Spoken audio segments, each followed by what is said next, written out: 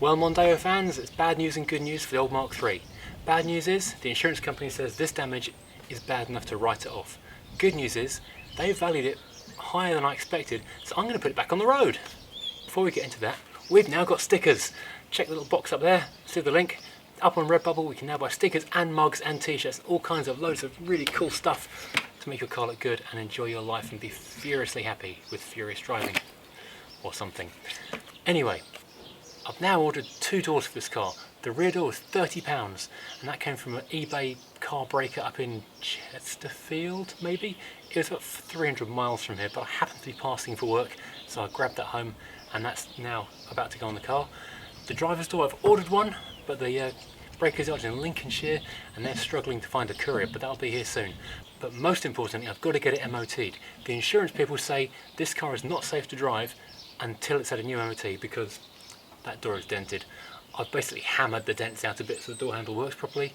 It's fine, it'll be fine until the new door arrives as well. Then after I've got those doors on, there's one more thing to do to get this thing just right. Well, rightish for now anyway, and that's sort out the low power issue. I'm certain it's the turbo, so I found a great how-to guide on Talk Ford, and that tells you how to strip your turbo down, clean the gunk out. Let's have a look at that, see if that makes a difference to this car. It's free, apart from a can of Mr. Muscle, and who knows, it might work, it might not, and then I'll have to go and buy a new turbo, but let's hope it works.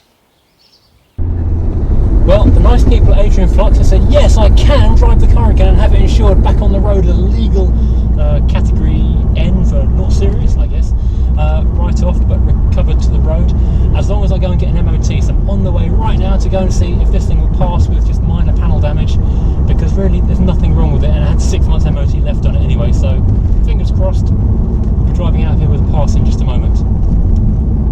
GoPro stop. Yes! It passed. It had a minor problem with a ball joint lower thingy end right at the bottom. I've forgotten already what it was. Very minor suspension component. Replaced that, which is very cheap, and then obviously a tracking. And now we're back on the road. I'll email my test certificate over to the insurance company and I can go and get this car fixed and we can keep it running. Good news, Mondeo fans. I know you're out there. I can hear you breathing. So I need to undo that circlip, pull back this and unpick the wires, undo that torque screw and knock this pin out, and I'm away.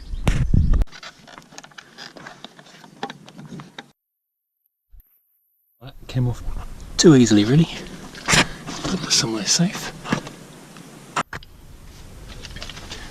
And I bought this Torx T40 socket this morning for this very job.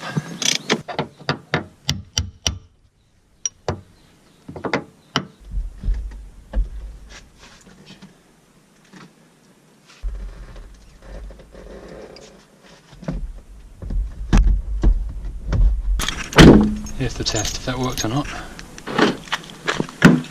Awesome. And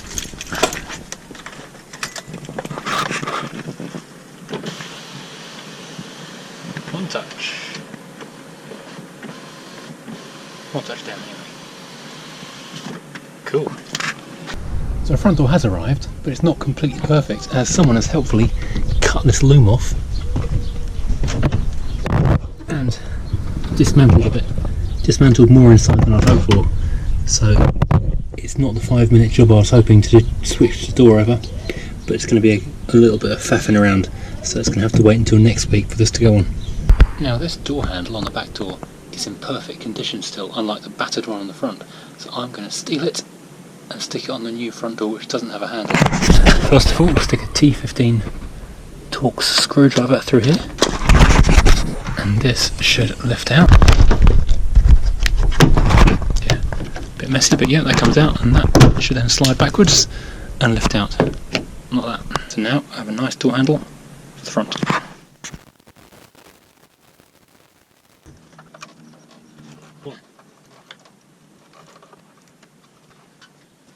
Now the turbo is revealed.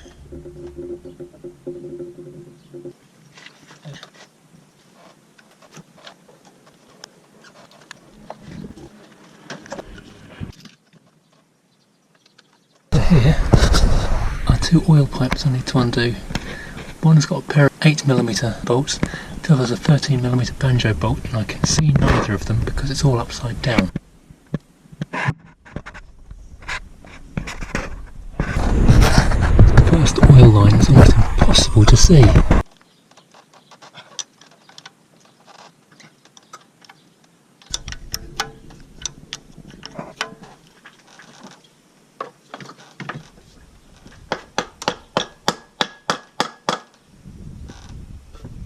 Very dirty turbo vane setup thingy.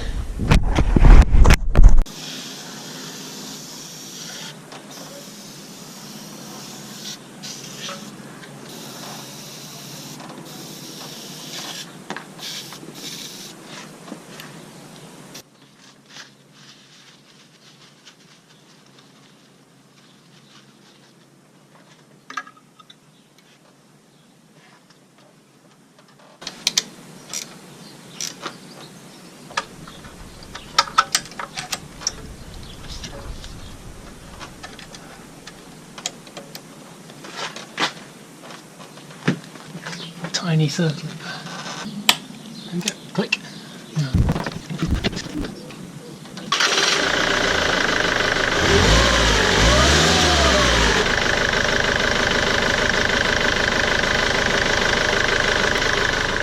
That's interesting. There's a control which adjusts how much turbo input is being used, and that is so stiff that the electronic actuator can't move it. But if I manually push that into the right position for lots of boost, I do get a bit more power than I did before. Well, that's quite interesting. So it shows there's probably a fault with the turbo.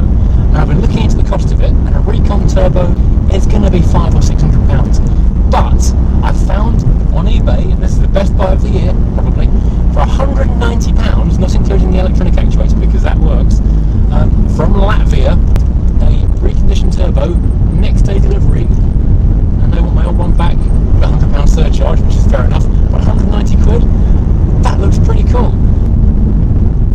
Having gone this far, taking the old turbo apart, it doesn't look like it's that hard to get a new one in its place. I'm sure I could do that in the driveway over a weekend.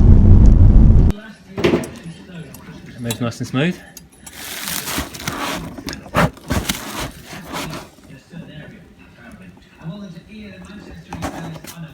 Well, it looks the same. I've made a huge mistake. The new turbo has made little to no difference.